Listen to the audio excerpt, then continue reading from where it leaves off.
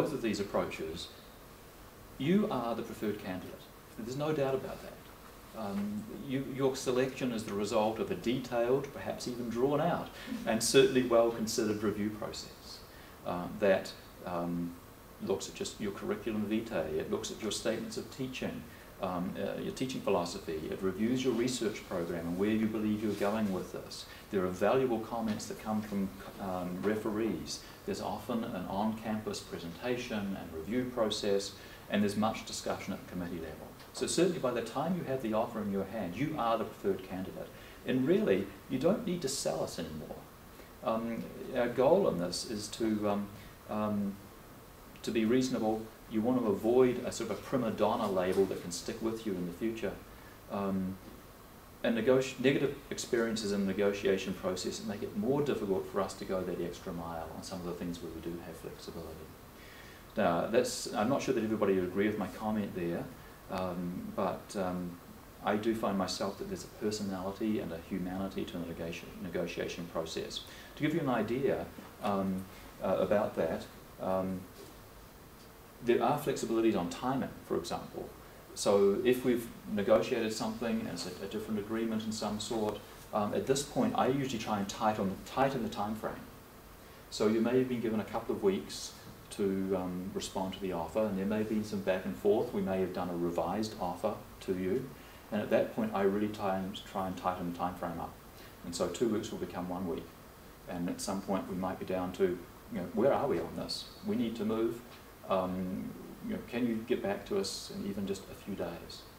And so that at the latter part of the negotiation, I have to be cognizant that the longer we negotiate in this, the more we are placing in jeopardy the prospect of moving to the next candidate. Because there are other candidates in the wings, and I can't leave them hanging out there for a long length of time. And we'll come back to that when we talk about what can change in your relationship. So the university has some other responsibilities, or responsibilities to other candidates also, as we move forward. So I've made the point here about the personalities involved and the nature of the position, also determining flexibility as well. And I've seen considerable variation in terms of the type of position and the negotiation that follows. So for example, if it's a tenure track position, the university may well be prepared to defer the start date, depending on your situation. Say you're in a postdoc somewhere that extends into the next academic year. If you're going into a tenure track position, it's not suddenly everything's going to stop. There's quite a lot of room for manoeuvre. Some universities will say, okay, fair enough, let's start the tenure track position in January. So you can get the funding out of the postdoctoral experience and move on. And that could have advantages for you in terms of finishing up a research project, a number of things that might work there. So there is some flexibility in terms of the type of position as well. Remember also that there should, and I'm using the normative word here, should only be one person designated to negotiate with you. It could be the dean, it could be the director of human resources, or in rare cases a department head or a chair, particularly if they are out of scope of the collective agreement. It's less likely that it will be a department chair, particularly if they are a member of the faculty association. But there should be one person. You shouldn't be contacted by two people.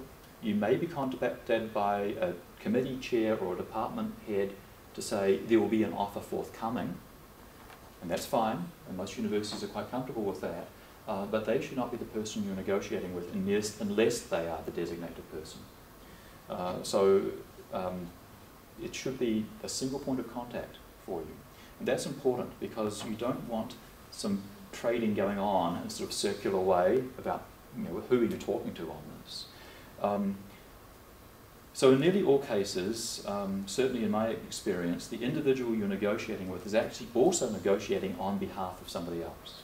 So as a dean, I can't actually hire you. I'm negotiating on behalf of the president. At the end of the day, the president is the one signing on. And in fact, the reality is, in my case, it's the vice president of academic and research who actually signs it on behalf of the president. But just bear in mind that it's not just the dean that may have final responsibility. Bear in mind also that you should be very careful not to try to leap around that negotiator. So you don't want to try to leap up the chain and contact that vice president or that president and say, look, I'm being, there's this terrible offer that your dean has provided to me, and I really think you should step in and deal with this. I mean, the reason those senior administrators are in their positions is because A, they're good at delegating. The first thing they could do is send it off to the dean, and B, they know not to interfere in established practice, particularly in terms of practices that are established under collective agreements. So that would be seen to be a real breach of the hiring process. So don't put them in an awkward position. Remember that you have the one person who should be negotiating with you on many of these things. So where do you seek advice? A number of possibilities. Obviously your immediate peer group. So maybe you're in a grad program, maybe you've been teaching in another university. Talk to them, talk to your colleagues. But be aware that there are differences between universities, salary scales, benefit packages, pension plans, etc. And it's unlikely that these friends and colleagues will have that information at their fingertips. So they're going to be great for bouncing ideas off, and particularly to seek comparative advice, and particularly on the sorts of things to ask for in a negotiation process. Supervisors. I frequently get emails from graduate supervisors. And so they are a good source of information for you if you're coming out of a graduate degree. But be wary of placing them in an awkward spot. I've seen supervisors ride in like white knights to defend the honour of their recently minted PhD student, only to demonstrate very quickly that they don't actually understand the context for University X, which is making an appalling offer to my recent student. And you have to say, you know, I can't negotiate with them. I'm not negotiating with the supervisor. I'm negotiating with you. Right? And so the supervisor's role is gone. And sometimes this is just an issue of people not being able to let go, frankly. You know, they work with you. You have been fundamental to their research program, their teaching experience, their lives, in some cases for many, many years, and they are highly protective. And if they have any inkling that you are being disadvantaged in some way, you know, it should make you feel good, actually. You know, my supervisor's prepared to take this on. But it's placing them in a very awkward spot, and at the end of the day, I can't actually respond to them. I can only negotiate with you, because you are the candidate, you're the preferred candidate.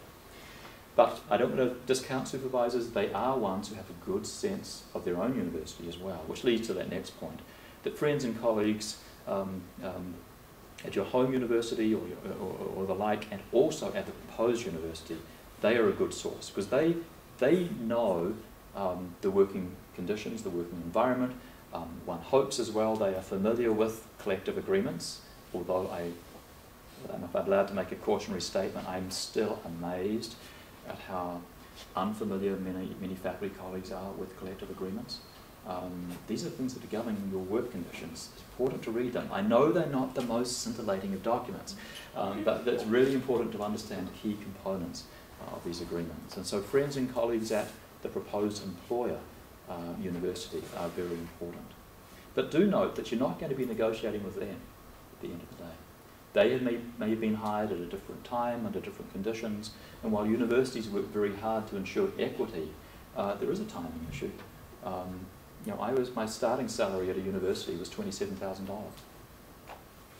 Now, that was a low salary in those days, I will admit, but it's below, you know, what postdoc would make today, dramatically so. And there's been a lot of change over the last 20, 25 years. Be wary also of inviting some of these friends and colleagues to lobby on your behalf. You know, as I said, I can't respond to their letters or emails. It's you I'm interested in. Remember as well then that it's a two-way street. All deals are in some way compromises. If the offer is in your hands, the university is making a commitment to you. It means we're prepared to hire you. We want you as part of the professoriate.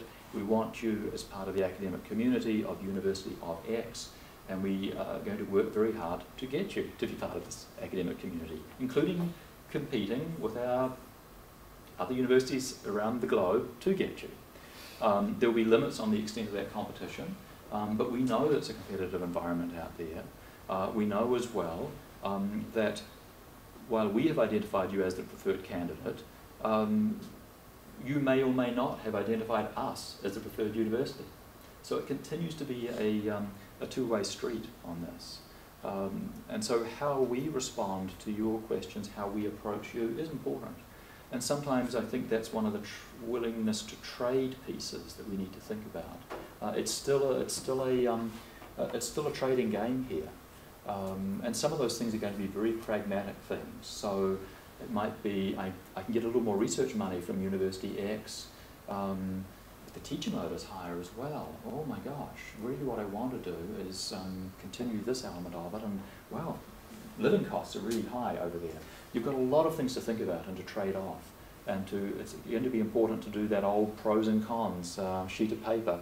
This one versus that one. What does it look like? Where do I want to be? And you will factor into that not just the things around the job, but also the personal circumstance in which you find yourself. You know, be wary of, to include that. And think also about possibilities. I have a number of people in my faculty who do the long distance commute. I have two people whose families are in Toronto. They're in Toronto and they commute from Halifax to Toronto. I live 2 hours out of Halifax. I live in New Brunswick and I work in Halifax. I have another couple. She's at Dalhousie. He's in California. You may look at that and say, this is not a trade-off I'm prepared to make. And so you will need to think about personal and family circumstances. And I've heard people saying, no, set that aside. You've got to make it a professional decision. Well, that is part of your professional decision. And at the end of the day, you need to be happy, comfortable, and excited to be where you are. And if it's not going to work for you personally, then maybe it's not the job for you. Those can be very difficult things to balance, and but I do want to make sure that you see those as real, because they are real, and I think we understand these as real as well. I would say that the most frequent reason for actually turning down a position is not the fact that the salary is somehow inadequate or the work conditions are poor in some other way. It's actually personal reasons. I've been involved with job search firms of various sorts and have been in various job searches. And for me too, it's the personal thing that often trumps the end of it. Is it going to work for the family or my partner or whatever the case may be? So there are limits in terms of how far you are prepared to compromise professionally and personally, and indeed also what the employer is prepared to trade as well.